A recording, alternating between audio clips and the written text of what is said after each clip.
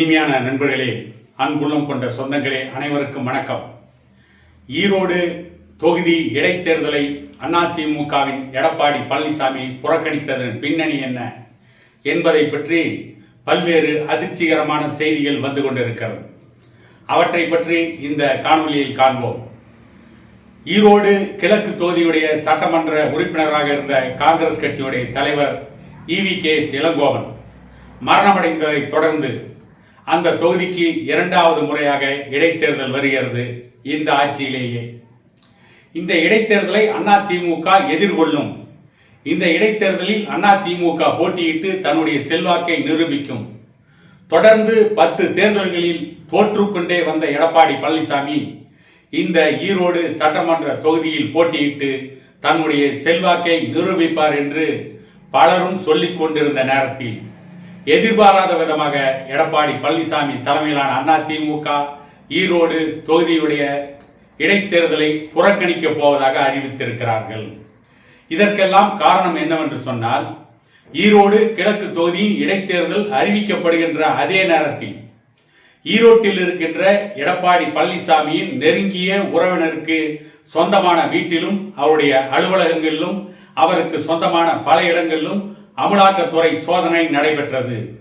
அந்த சோதனையில் 705 கோடி ரூபாய் வரி ஏய்ப்பு செய்திருப்பதாக கண்டுபிடிக்கப்பட்டுள்ளது. கணக்கில் காட்டப்படாத, வருமானத்தில் காட்டப்படாத பல சொத்துக்களும் தஸ்தாவேஜுகளும் கைப்பற்றப்பட்டிருப்பதாகவும் செய்திகள் வந்து கொண்டிருக்கிறது. இதை பற்றி பல ஊடகங்கள் சொல்கின்ற பொழுது, அமலாக்கத்துறை ரெய்டுக்கு பயந்துதான் எடப்பாடி பழனிசாமி இந்த ஈரோடு தொகுதி இடைத்தேர்தலில் போட்டியிடவில்லை. தேர்தல் அறிவிக்கப்பட்டவுடன் ஈரோடு தொகுதியிலேயே எடப்பாடி பழனிசாமியின் உறவினர் வீட்டில் அமலாக்கத்துறை சோதனை நடைபெறுகிறது என்று சொன்னால், கிட்டத்தட்ட மத்தியிலே ஆட்சி நடத்துகின்ற பாரதிய ஜனதா கட்சி அரசு எடப்பாடி பழனிசாமி தலைமையிலான அதிமுகவிற்கு நெருக்கடி கொடுக்கிறது. வருகின்ற 2026ஆம் ஆண்டு சட்டமன்ற தேர்தலில் மீண்டும் எடப்பாடி பழனிசாமி பாரதிய ஜனதா கட்சியுடன் கூட்டணி வைத்து பாரதிய ஜனதா கட்சிக்கு அதிகமான தொகுதிகளை ஒதுக்கி போட்டியிட வேண்டும் என்று பாரதிய ஜனதா கட்சி விரும்புவதாகவும், அதற்காகவே தேர்தல் அறிவிக்கப்பட்ட அதே நேரத்தில் எடப்பாடி பழனிசாமியின் உறவினர் வீட்டில், அதுவும் ஈரோட்டில் இருக்கின்ற அவருடைய உறவினர் வீட்டில் அமலாக்கத்துறை சோதனை கெடுபிடியாக நடந்திருக்கிறது. இந்த சோதனையின் மூலம் எடப்பாடி பழனிசாமிக்கு நெருக்கடியும் பயத்தையும் பாரதிய ஜனதா கட்சி அரசு கொடுத்திருக்கிறது.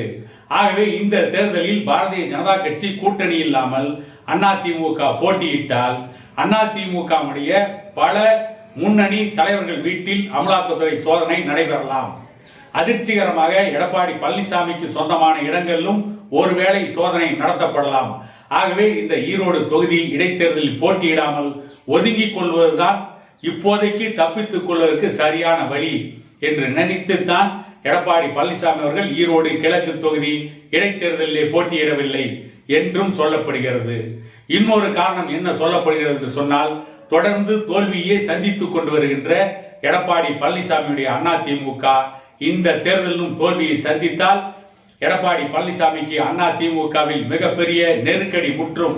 அந்த நெருக்கடியின் விளைவாக எடப்பாடி பழனிசாமி அதிமுகவின் பொது செயலாளர் பதவியிலிருந்து விலக வேண்டிய நிலை வரும்.